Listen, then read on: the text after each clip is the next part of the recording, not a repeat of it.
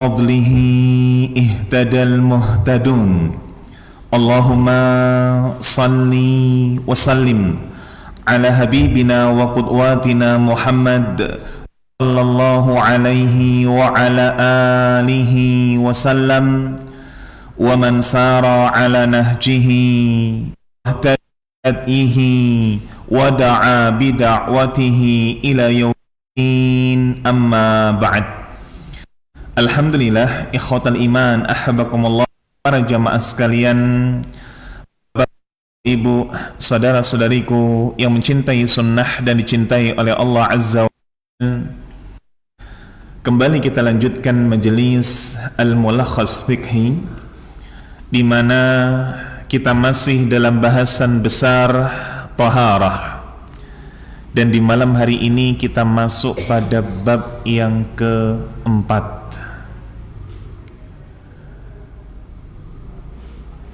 Di bab yang pertama telah kita lalui bersama bab fi ahkamit taharah wal miyah, bab taharah secara umum dan juga pembagian air. Di bab tentang fi ahkamil aniyati wa thiyabil kuffar, bahasan tentang bejana, wadah, juga pakaian orang kafir. Dan di bab yang ketiga, yang atas izin dan pertolongan Allah SWT telah kita tuntaskan di pertemuan lalu, yakni tentang amalan-amalan yang dilarang, yang diharamkan oleh orang-orang yang berhadas. Maka di kesempatan malam hari ini kita akan masuk tentang adab qada'il hajat, adab buang hajat. Bagaimana tentang hajat? Kenapa kok di sana dijadikan satu bab sendiri? Apakah sedemikian detail pembahasan tentang buang hajat? Jawabannya iya. Karena bagaimana tentang terkait dengan hajat, terkait dengan yang memang di sana kita perlu dalam kondisi suci. Dan kita Islam punya perhatian besar terhadap kebersihan ataupun kita dapat bagaimana banyak palsu terkait dengan taharah. Apa contoh hadis palsu tentang taharah? Contohnya, kita sering mendengar ini. Dhafatu minal iman. Kebersihan itu bagian dari iman. Para ulama ketika menjelaskan tentang bagaimana hadis ini, tepatnya para muhadditsin, menjelaskan bahwasanya ini adalah hadis yang dhaifun jiddan, hadis yang sangat lemah. Dan ini adalah perkataan dari Al-Iraqi. Begitu pula menyampaikan bagaimana perhatian besar dari syariat terhadap taharah. Jangankan kemudian tentang hajat, tentang bagaimana teras rumah saja, yang ini lebih detail, yang ini lebih spesifik dibandingkan kemudian kebersihan rumah itu sendiri, disebutkan di dalam sebuah riwayat. Baik, kita lanjutkan. Disebutkan di sini qala muallif rahimahullah taala hafizahullah, berkata Syekh Shalih Fauzan, semoga Allah Subhanahu wa taala senantiasa menjaga beliau. Wa'lam waffaqani Allah wa iyyaka wa jami'al muslimin. Semoga Allah Subhanahu wa taala memberikan taufik kepada saya, yakni muallif Syekh Shalih Fauzan, kepada engkau, berarti yang mempelajari, dan seluruh kaum muslimin. Ini menjadi adab tersendiri dari beliau, Syekh Shalih Fauzan, bagaimana ketika memulai setiap bab dengan doa agar Allah memberikan taufik kepada kaum muslimin. Anna dinana kamilun mutakamil, ma taraka syai'an mimma yahtajuhun nas fi dinihim wa dunyahum. Sejatinya agama kita adalah agama yang sempurna, agama yang lengkap dan menyeluruh. Apa artinya? Bahwa semua yang dibutuhkan oleh kita, anak Adam, yang berkaitan dengan agama ataupun yang terkaitan dengan dunia, sudah dijelaskan, diatur sedemikian rupa. Dan tidak lain tidak bukan hal ini karena kemuliaan yang Allah subhanahu wa ta'ala kepada kita.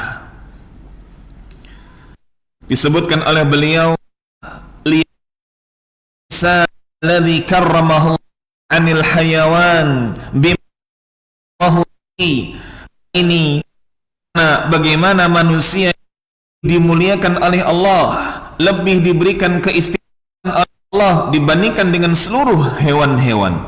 Makanya di sana ada aturan yang detail. Kalau di sana buang hajat, pergi. Di sana pup, pergi. Di sana pipis, pergi. Ini hewan. Makanya kalau ada di sana manusia yang pipis sembarang tempat, pup sembarang tempat, ini polanya seperti hewan.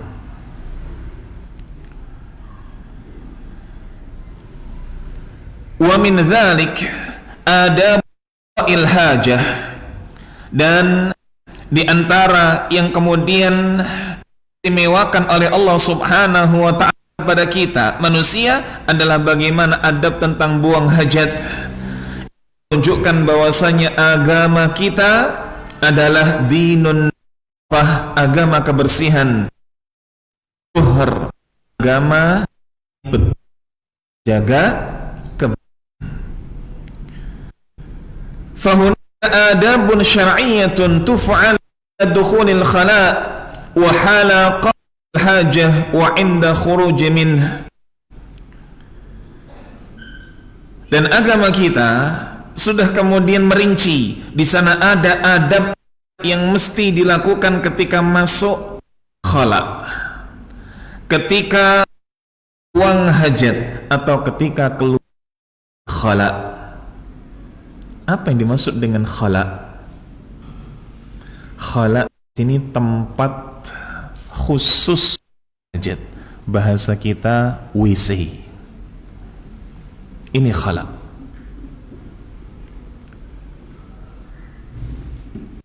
Hal ini harus kita pahami bahwa di zaman dahulu kemudian di sana terdapat alat-alat yang seperti sekarang. Bagaimana kemudian di sana ada toilet, entah itu kemudian duduk jongkok, mungkin urinoir. Di zaman dahulu, iya. Apa yang kemudian Allah subhanahu wa ta'ala hamparkan melalui apa? Melalui gurun padang pasir. Tidak ada kemudian di sana bangunan kokoh, lebih-lebih kemudian yang komplit seperti sekarang. Maka dibedakan antara buang hajat dengan kemudian mandi. Kalau kita mungkin ya tempat kita mandi, kita buang hajat ya di kamar mandi itu. Di sana ada khala' sendiri, tempat kita ini buang hajat, tempat kemudian pup sebagainya. Ada kemudian tempat untuk wudu. Buang hajat itulah khala'. Taib. Disebutkan di sini, di antara adabnya adalah aradal muslim dukhul al khala' fa innahu yustahabbu lahu an yaqul bismillah a'udzu billahi minal khubuthi wal khaba'ith. Ketika seorang muslim ini hendak masuk WC,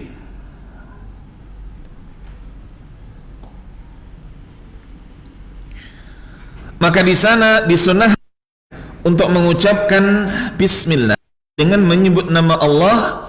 A'udzu billahi minal khubuts wal khaba'its. Aku berlindung kepada Allah dari syaitan laki-laki dan syaitan perempuan.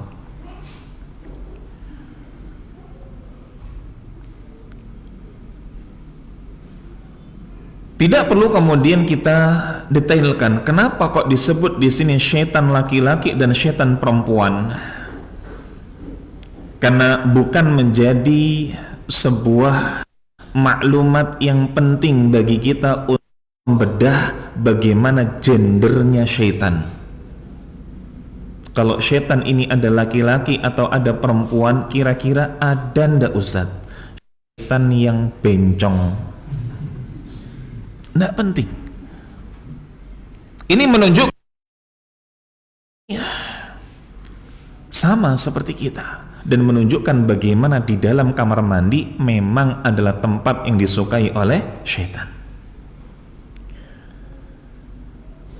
Lalu bagaimana kalau dia keluar indal khuruj, dan ketika seseorang ini keluar maka yuqaddimu rijlahu yumna, ia dahulukan kakinya yang kanan, berkebalikan dengan ketika seseorang masuk ia mengedepankan kakinya kiri.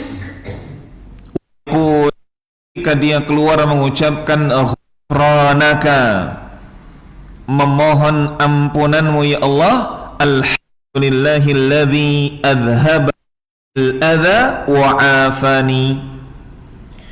Segala puji bagi Subhanahu wa ta'ala yang telah menghilangkan dari kami adza, penyakit, wa afani, dan juga memberikan ampunan. Pertanyaannya, ketika kita keluar dari kamar mandi kita memohon ampun kepada Allah Subhanahu wa ta'ala, padahal ketika kita masuk kamar mandi kita mengucapkan bismillah. Padahal ketika kita di dalam kamar mandi kita tidak bawa HP. Padahal ketika kita di kamar mandi kita tidak berlama-lama. Padahal ketika di kamar mandi kita tidak ngelamun. Berarti bagaimana kemudian bawa HP lama-lama dan ngelamun? Ini sesuatu yang jamak terjadi atau tidak? Jamak terjadi. Apalagi kalau kemudian sana buang hajat, pup, bawa HP, sudah. Ini alamat. Tapi bagaimana ketika kita tidak melakukan itu? Kemudian masuk kamar mandi, melakukan apa yang menjadi hajat kita, keluar. Insya Allah maksiat yang kita lakukan. Kenapa kita ghufranaka? Kenapa kita mengucapkan memohon ampunanmu ya Allah? Ada penjelasan menarik dari Syekh Mubarakfuri rahimahullah ta'ala tentang hal ini. Ada 2 poin yang beliau sampaikan. Yang pertama, Syekh Mubarakfuri menyampaikan kenapa kita meminta maaf karena kita terhalang sesaat an dzikrillah, dari mengingat Allah wa ta'ala. Catatannya, kita terhalang dari mengingat Allah, zikr bil lisan, zikir dengan lisan. Karena tidak berarti ketika di kamar mandi kita tidak boleh mengingat Allah dengan hati. Ada di sana zikir dengan hati, ada di sana zikir dengan jawarih, zikir dengan anggota tubuh, dan ini sesuatu yang apa? Tidak terlarang. Tapi kita terhalang di kamar mandi dari zikir bil lisan. Yang kedua, kata Syekh Mubarakfuri, karena kita banyak sekali terlalaikan dari bersyukur.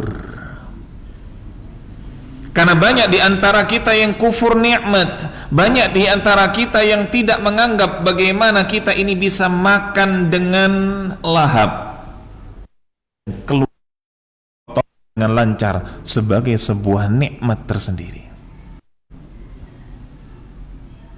Kita menganggap itu hal yang biasa saja. Kita menganggap itu adalah hal yang notabene tidak istimewa, bukan menjadi sesuatu yang penting. Padahal kita diminta untuk bersyukur atas setiap nikmat yang Allah Subhanahu wa ta'ala berikan kepada kita. Dan ternyata apa yang disampaikan oleh Syekh Mubarakfuri ini pun juga serupa dengan apa yang dinukilkan oleh beliau Syekh bin Baz rahimahullah ta'ala. Beliau menyampaikan tentang hikmah mengapa kita perlu untuk memohon ampun kepada Allah ketika keluar dari kamar mandi. Wal hikmatu fi dzalik wallahu a'lam anna Allah subhanahu wa ta'ala qad an'ama alaihi bima yasirru lahu min at-ta'ami wasyarab thumma an'ama alaihi bi khurujil adha. Syekh bin Baz mengatakan di antara hikmahnya wallahu a'lam bissawab adalah kita ini sering lalai ketika Allah berikan nikmat berupa mudahnya kita untuk makan dan minum dan mudahnya kita untuk mengeluarkan kotoran. Kita tidak bersyukur kepada Allah atas hal tersebut, makanya kita minta maaf.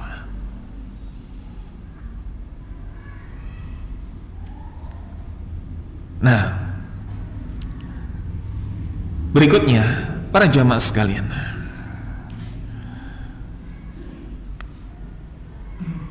diberikan di sini satu keterangan lebih detail. Nah, ketika seseorang ini buang hajat di tempat yang tidak biasa.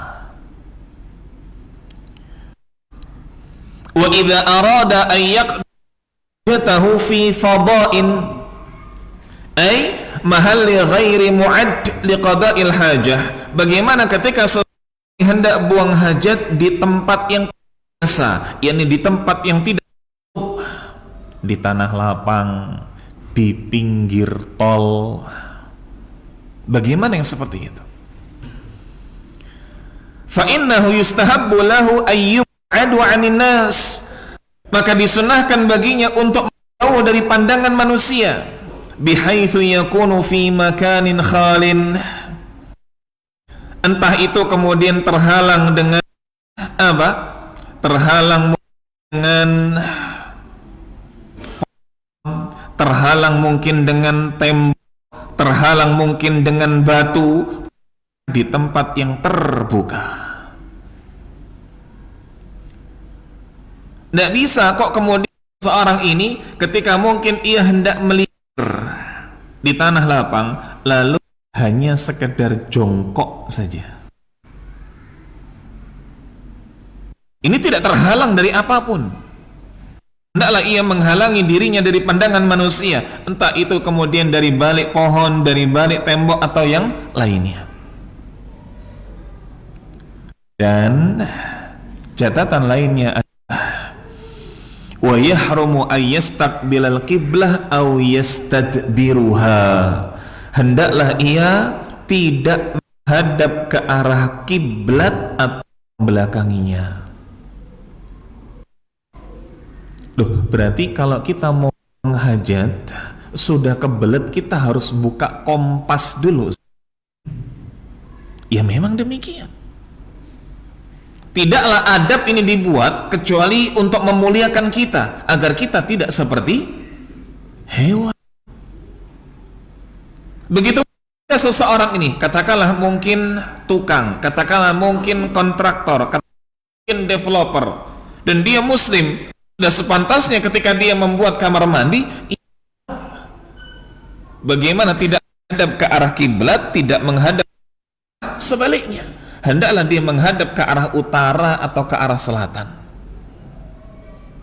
Sudah selayaknya demikian. Baik. Walaupun di sana ada dalam sebuah riwayat Nabi sallallahu alaihi wasallam didapati buang hajat membelakangi kiblat.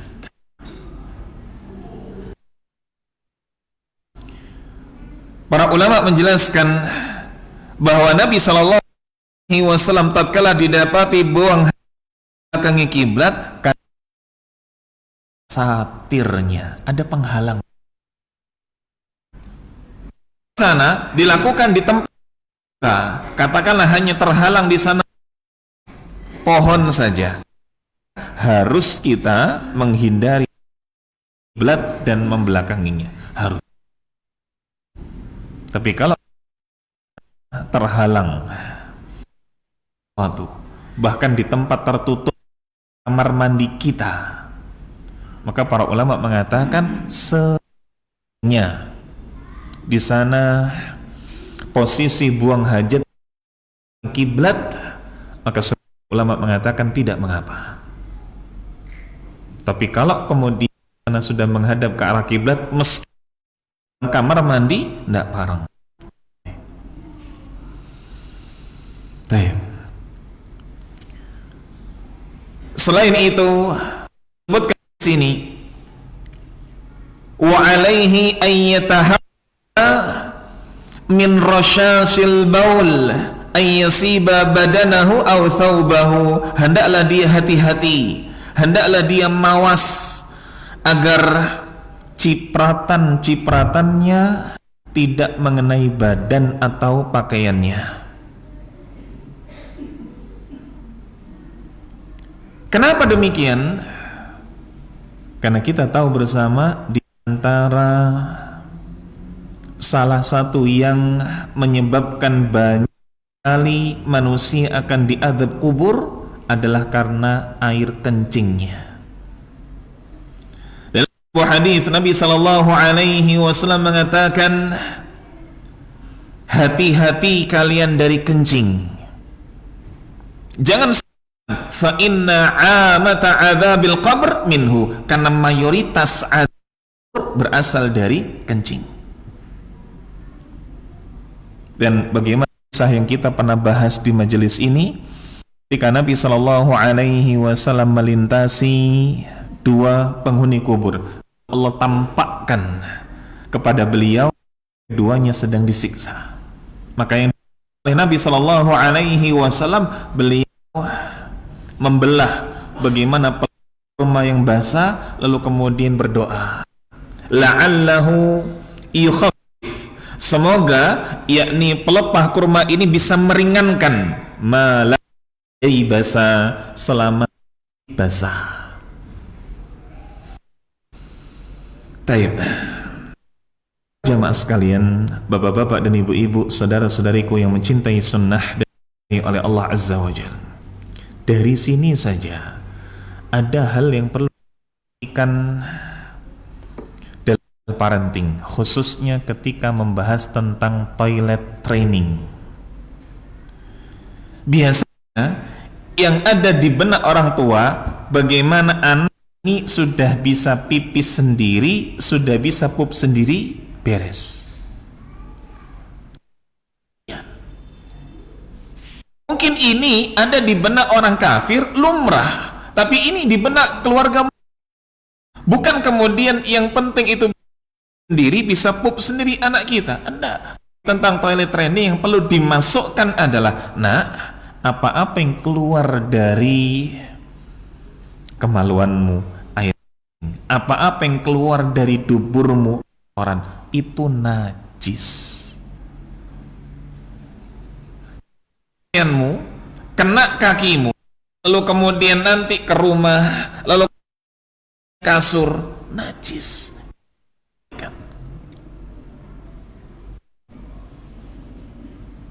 Sehingga seringkali anak-anak ini bahasan tentang taharah kapan? Entah mungkin di bangku SD, entah mungkin di bangku SMP. Ia sudah diajari sholat olehnya sejak usia 7 tahun. Mestinya berkaitan dengan sholat, toharoh misalnya, ini sudah diajarkan dulu oleh tuanya. Bukan anak ini tahu najis dari gurunya, tapi orang tuanya. Baik. Berikutnya, adab yang dikilkan di sini oleh muallif rahimahullah ta'ala, wa yajuzu lahu an yamassa farjahu biyamin. Tidak boleh ia memegang kemaluan dengan tangan kanannya. Berarti hendak memegang kemaluannya dengan tangan. Wa kadzalika la tahu fi, tidak boleh ini buang hajat di jalan manusia atau lihim di tempat berteduhnya. Apa contoh dilewati dan berteduhnya manusia? Apa contohnya? Ronda. Masih beberapa tempat pos ronda ini punya aroma.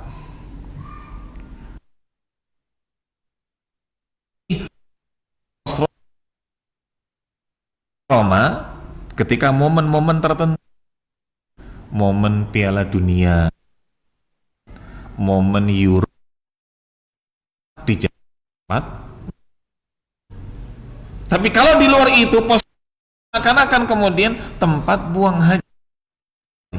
Na'udzubillah wal iyadzubillah. Foto yang dilarang oleh Nabi alaihi wasallam karena fihi minal idrari wa adhiyatihim, termasuk sesuatu yang memadaratkan dan mengganggu.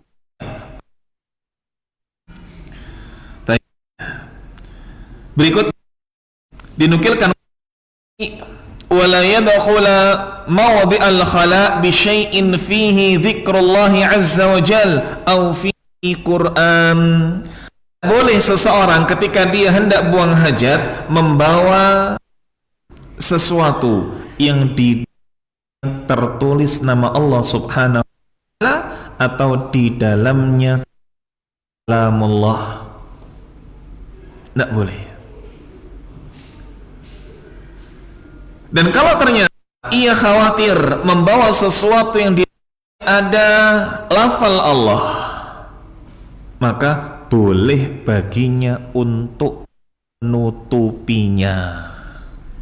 Boleh baginya untuk menutupinya.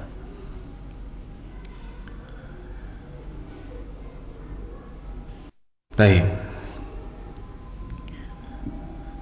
Contoh, kalau di orang ini membawa mushafnya, maka jelas bagaimana kemudian mushafnya ia taruh di luar kamar mandi. Tasnya silakan dia bawa. Tapi ada kondisi-kondisi yang mana mungkin dia tidak bisa lakukan itu. Misal di pakaiannya di sana ada lafal apa? Ada lafal Allah.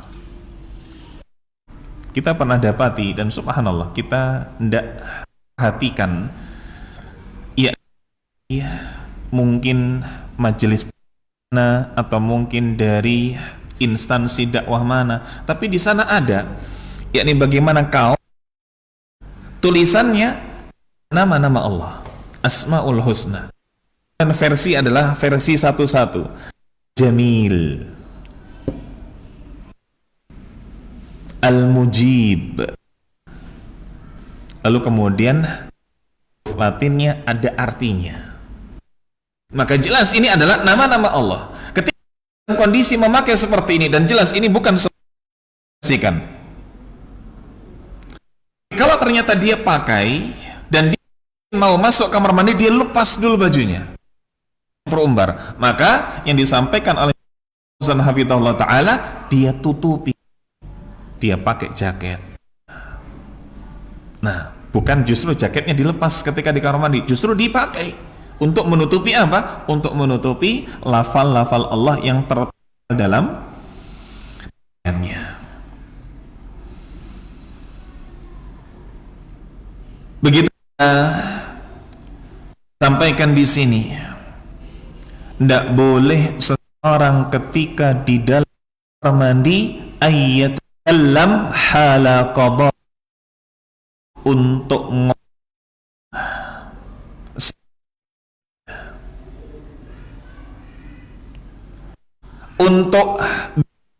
saat buang hajat. Berarti kita nerima dalam kamar mandi, boleh atau tidak?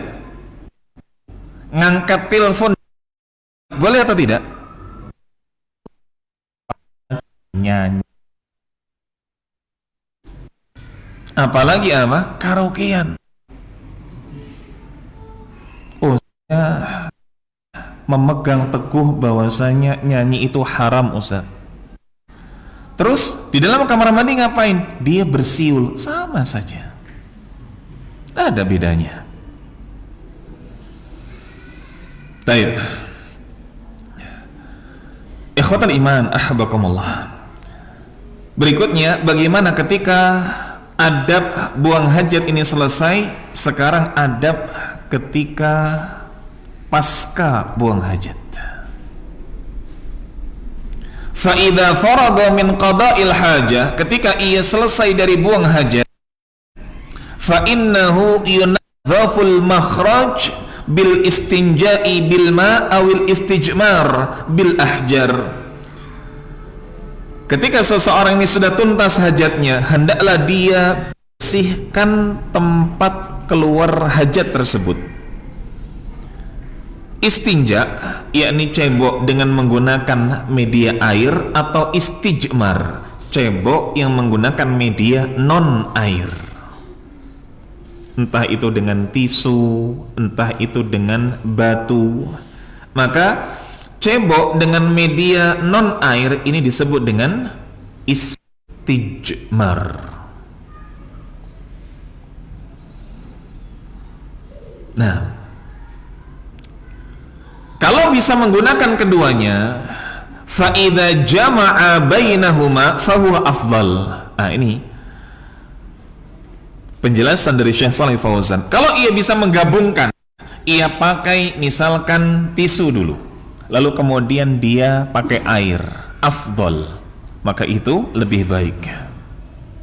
Wa in iqtasara ala ahadihima kafa, tapi kalau ternyata ia memilih untuk satu, maka itu pun juga boleh.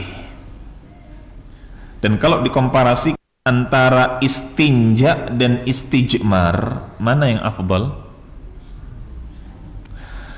Cebok menggunakan media air dan non air, mana yang afdal? Menggunakan media air. Dan kita bersyukur, kita ini tinggal di negeri yang alhamdulillah mayoritas adalah muslim. Di negeri-negeri yang minoritas kaum muslimin, maka di sana tidak disediakan air yang banyak di dalam kamar mandi. Tidak disediakan air yang banyak. Apalagi kalau kemudian kita negara-negara yang notabene maju, mereka menganggap bahwa air itu sumber daya yang terbatas.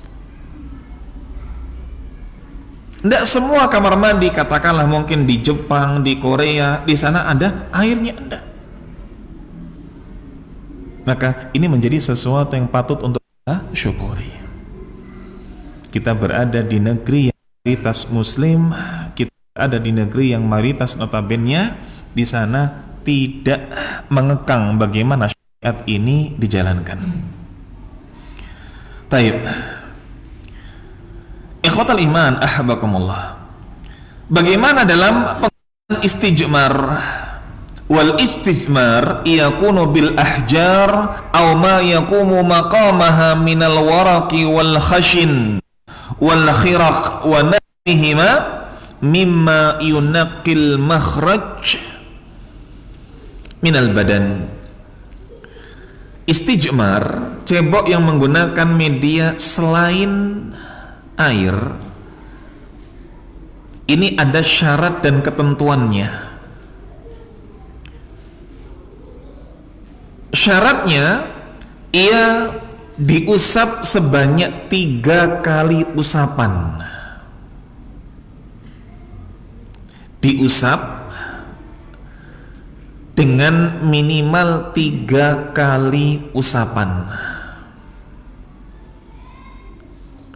Dan silahkan ketika ia hendak melakukan lebih daripada itu. Namun pendapat yang kuat, hendaklah dia menggunakan bilangan yang ganjil. Dan bagaimana istijmar ini? Bebas. Ia bisa menggunakan batu, ia bisa menggunakan daun, ia bisa menggunakan, selama tidak menggunakan tulang belulang atau kotoran yang telah mengeras.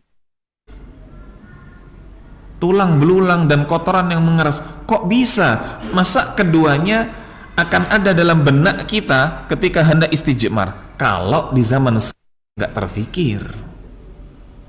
Tapi di zaman dahulu yang notabene ini melintasi padang pasir, bagaimana kemudian di sana banyak sekali hewan yang mati di padang pasir, bahkan manusia. Begitu pula kemudian banyak kotoran di pasir. Ketika sudah kemudian kering, maka zahirnya tampak seperti batu.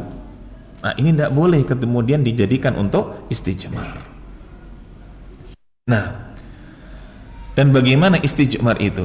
Yang perlu bukan kemudian bilangan dari benda yang digunakan untuk istijmar, tetapi usapan benda tersebut di tempat keluarnya kotoran.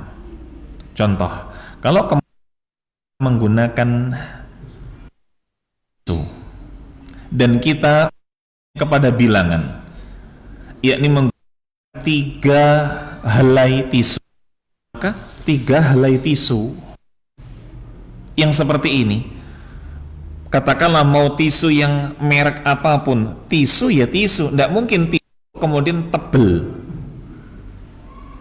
maka tidak akan bisa ketika kemudian di sana menggunakan 3 helai. Maka bukan pada bilangan yang digunakan untuk, tapi pada usapannya. Mungkin seseorang yang menggunakan 2 helai tisu atau 3 helai tisu, 4 helai tisu, lalu kemudian dia lipat dan dia usap. Maka mau 3 helai tisu, 4 helai tisu, ini 1 usapan. Batu bagaimana? Sama. Ketika mungkin contohnya batu, kemudian fokus kepada apa? Bilangan batunya. Nah, anggap misalkan ini batu, bukan kemudian bilangan batunya, tapi bagaimana usapan batu tersebut. Batu ada yang kecil-kecil, bukan kemudian dihitung 1, 2, 3 batu, tapi berapapun batu yang ketika kemudian diusap, maka itu dijadikan 1 kali usap. Nah,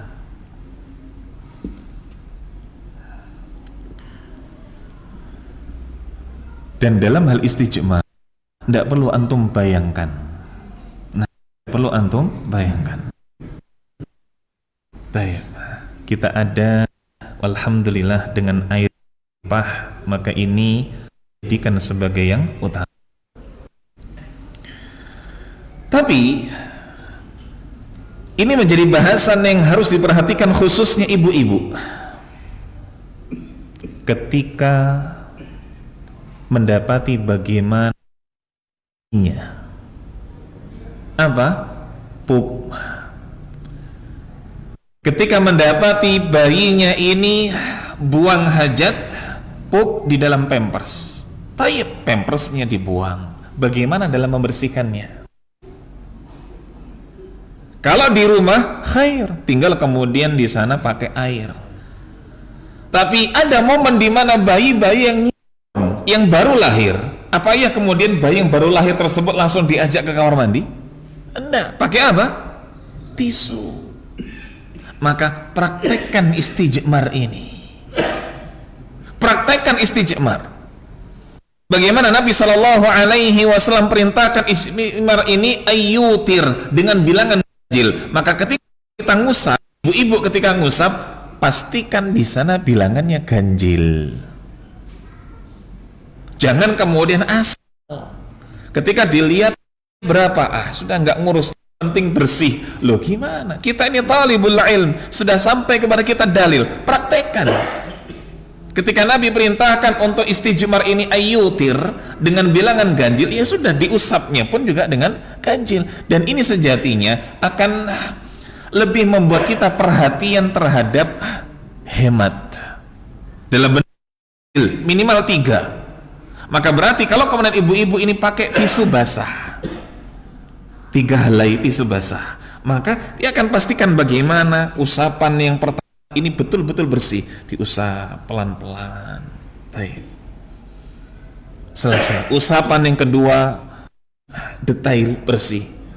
Tidaklah syariat ini ketika memerintahkan pasti di sana ada hikmah. Baik. Ikhwatal iman, bakumullah. Berikutnya. Sini waqala ba'dul fuqaha, sebagian ahli fikih mengatakan innal istijmar syartun min syaratil wudu, adalah salah satu syarat dari syarat-syarat sahnya wudu. Maka sebagian ahli fikih mengatakan bahwasanya keduanya ini harus lebih dulu dibandingkan wudu. Kalau seseorang ini hendak salat, berarti dia harus wudu. Kalau memang dia adalah hadas kecil, maka sebelum wudu harus pastikan dulu, harus istinja atau istijmar dulu. Pastikan bagaimana tidak ada di sana bekas-bekas najis. Ini diperhatikan oleh para ulama. Kenapa? Jangan sampai ketika langsung wudu padahal mungkin di sana ada bekas najis. Contoh yang mungkin sering kali dilalaikan, misalkan lelaki dia keluar madhi ini najis, maka dia lihat dulu bagaimana nyun sewu, celana dalamnya, boxernya ada tidak bekas madhi. Oh ada, bersihkan dulu.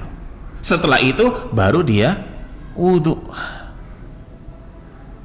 Diperhatikan sedemikian rupa oleh para ulama. Bahkan dinukilkan di sini bagaimana hadis muttafaqun alaih riwayat Imam Bukhari dan Imam Muslim. Nabi kita yang mulia sallallahu alaihi wasallam mengatakan yaghsilu dzakarahu wa yatawadda, hendaklah ia kemaluan dulu baru wudu.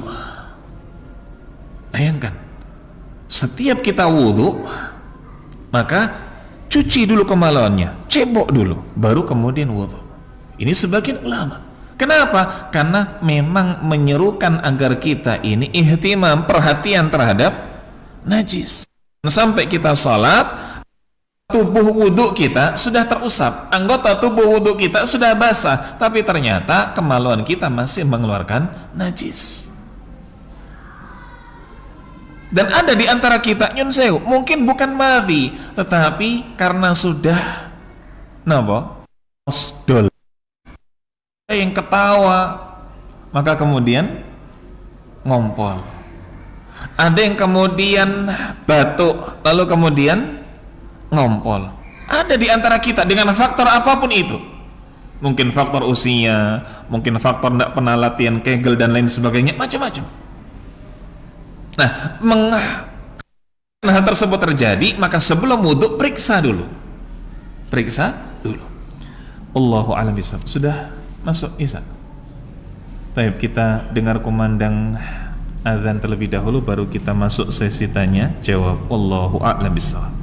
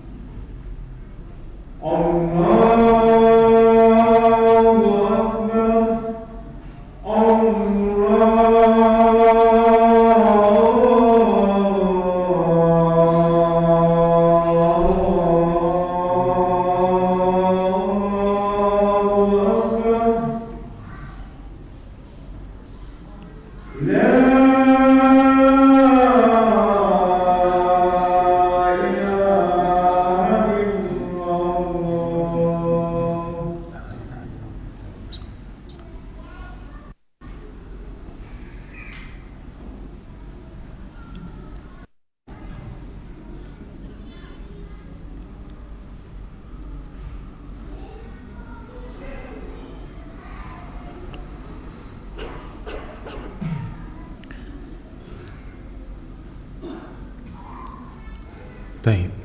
Alhamdulillahi wa kafa wassalatu wassalamu ala rasulillahil mustafa wa ala alihi wa sahbihi wa mawalah wa la hawla wa la quwwata illa billah. Telah kita bahas bersama-sama para jamaah sekalian terkait dengan adab buang hajat. Walaupun ini masih terhitung part yang pertama, karena kita belum sampai pada akhir.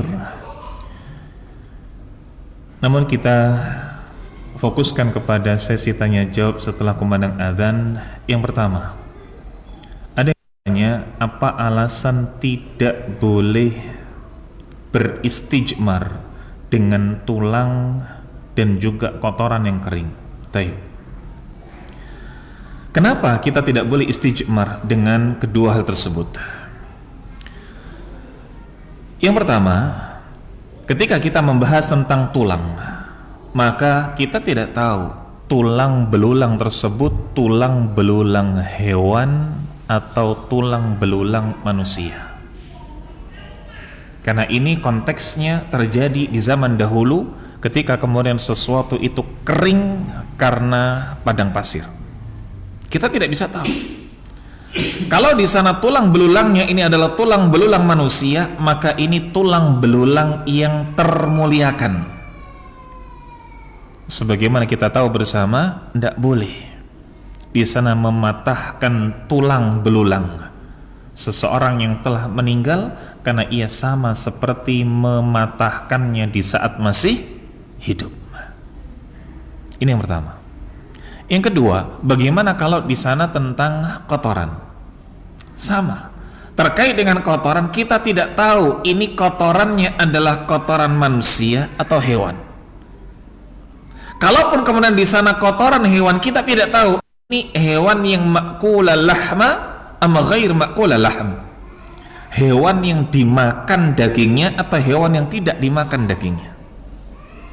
Kita tahu tidak semua bagaimana kotoran hewan itu najis. Apa contoh kotoran hewan yang tidak najis? Apa contoh? Kotoran kambing, kotoran sapi. Bahkan di sana ada kotoran hewan yang notabene dijadikan sebagai tadawi, dijadikan sebagai pengobatan. Dalam sebuah hadis Nabi sallallahu alaihi wasallam perintahkan ayyashrabu min albaniha wa abwaniha. Hendak mereka ini minum dari air kencing dan juga susunya. Apa? Onta. Ini menunjukkan bisa di sana dijadikan sebagai tadawi. Maka bagaimana kita bisa mengetahui terkait dengan kotoran yang dia telah kering? Apakah ini hewan yang ma'kulal lahm atau yang ghairu ma'kulal lahm? Kita tidak tahu.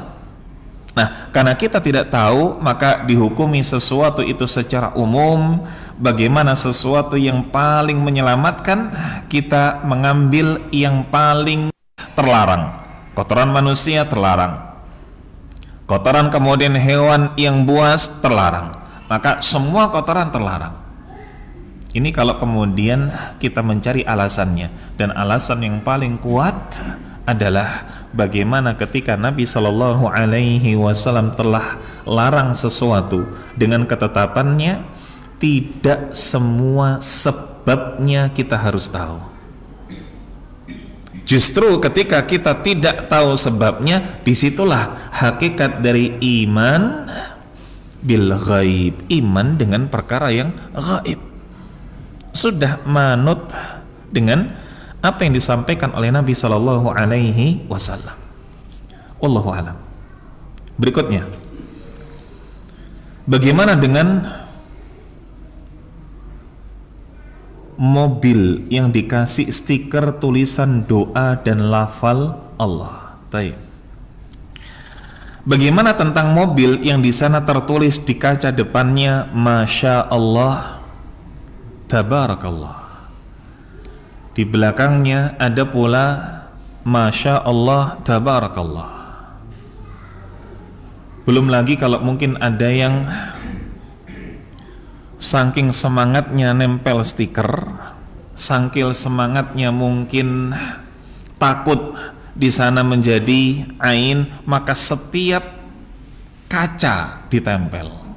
Nah, kiwa tangan ngarep buri ditempel semuanya, sehingga tidaklah orang ketika melihat mobil ini kecuali di sana membaca Masya Allah, Tabarakallah. Apakah yang demikian ini boleh? Taib. Kalau kita bicara boleh dan tidaknya, maka ini kaitannya dengan apakah ini bentuk pemuliaan atau penghinaan. Ketika ini tidak masuk dalam bentuk penghinaan, bagaimana kemudian kita bisa pastikan mobil ini, kendaraan ini tidaklah kemudian di sana mendatangi tempat-tempat yang maksiat? Kita bisa menjaga, dan kita jadikan itu sebagai sebuah barrier bagi kita, sebagai sebuah benteng bagi kita. Kita naik mobil, lalu kemudian di sana ada tulisannya Masya Allah, Tabarakallah. Kok kemudian di sana kita marah-marah, nyetirnya ugal-ugalan, tidak layak, tidak mencerminkan bagaimana seorang muslim. Maka khair. Yang perlu diperhatikan, hendaklah dia berhati-hati ketika menggunakan lafal Arab. Hendaklah dia berhati-hati menggunakan lafal Arab. Poin yang kedua yang ingin kita sampaikan, bahwa ketika di sana mobil itu tertulis Masya Allah Tabarakallah, tidak menjadi jaminan terbebas dari ain. Karena ain ini dilihat dari dua sudut pandang. Satu, sudut pandang yang melihat apakah di sana ada pandangan mata hasad. Yang kedua, dari sudut pandang yang melakukan, dari sudut pandang yang punya barang. Apakah dia riya? Apakah dia kiber? Ternyata dia riya, dia sombong. Walaupun tertulis dalam kendaraannya Masya Allah, sangat mungkin di sana terkena ain, sangat mungkin. Ini Allahu a'lam. Berikutnya, apakah ada posisi yang disunnahkan ketika buang hajat? Misal seorang pria disunnahkan jongkok ketika buang hajat. Ada video singkat menunjuk posisi buang hajat, yakni buang hajat besar sesuai sunnah dengan menekan perut bagian kiri bawah. Taib. Memang ada video yang tersebar ketika seorang ini dia buang hajat, maka perut bagian kiri lebih ditekan, sehingga ketika jongkok maka dimiringkan. Bagaimana kalau klosetnya kloset duduk, maka kemudian dikasih dingklik sehingga kaki kirinya kemudian lebih ke atas. Apakah yang demikian ini layak ketika dilabeli sunnah? Apa yang mengatakan hendaklah berdehem? Kalau sudah selesai napa? Nyun sewu pipis, maka berdehem. Hal yanfa', apakah bermanfaat seperti ini? Wallahu a'lam bishawab. Kalau terkait dengan manfaat atau tidak, maka mungkin dari sisi medis yang lebih layak untuk menjelaskan. Tapi kalau ini dilabeli sesuai sunnah, maka ini sesuatu yang prematur dan ini berlebihan. Dan wallahu a'lam bishawab, kita belum jumpai bagaimana kemudian lafal dalil bahwa di sana berdehem, maka ini kemudian menjadi sunnah. Bagaimana kemudian ditekan perut sebelah kiri, maka ini adalah sesuatu yang sunnah. Lagi kalau dikaitkan sunnah tasyri'iyah, sunnah yang memang berpahala. Nah, maka di sini kita belum dapati tangan ulama tentang hal tersebut. Nah,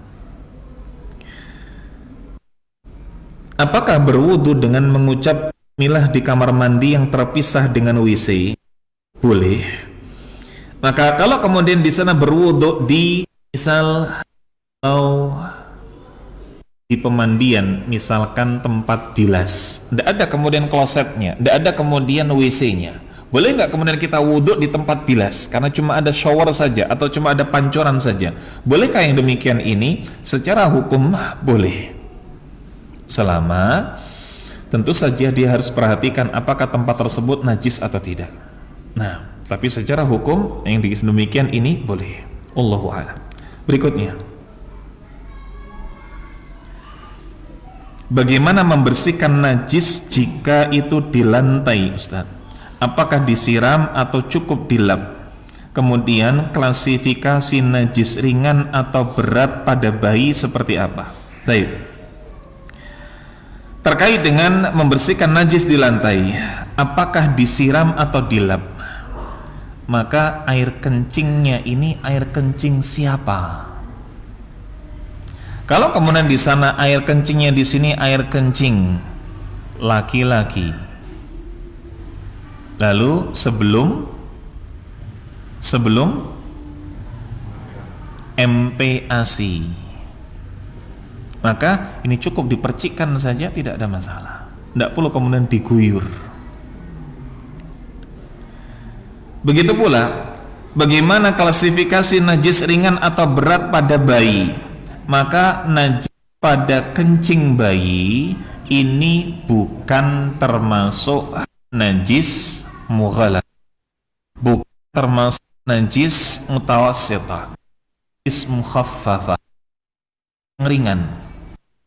Makanya kemudian ketika di sana bayi tersebut usia 6 bulan, belum MPASI, masih hanya masuknya ASI dari sang ibu, maka cukup percikkan saja. Ini mukhaffafah. Tapi kalau sudah di atas itu, atau mungkin kencing anak kita usia katakanlah 2 tahun, 3 tahun, nah ini kemudian sudah najis yang pertengahan. Harus apa? Harus dibilas. Nah, harus dibilas. Wallahu a'lam bishawab. Ada lagi pertanyaan? Sampun? Baik. Ini mungkin para jamaah sekalian yang bisa kita sampaikan di kesempatan malam hari ini. Atas banyak sekali kurangnya, banyak sekali lalainya, saya mohon maaf para jamaah sekalian, dan kita berharap, berdoa kepada Allah Subhanahu wa ta'ala, semoga duduknya kita, bermajelisnya kita di malam hari ini adalah sesuatu yang membawa keberkahan untuk diri maupun keluarga, sehingga ketika ada di antara kita yang sakit, semoga kan, ketika ada di antara kita yang sakit, semoga Allah kabulkan berkahnya majelis ilmu di malam hari ini. Ajak keluarga, ajak tetangga, ajak anak untuk meramaikan majelis kita, majelis di setiap malam Rabu. Aqulu ma tasma'un wa akhiru da'wana anil hamdulillahi rabbil alamin. Thumma assalamualaikum warahmatullahi wabarakatuh.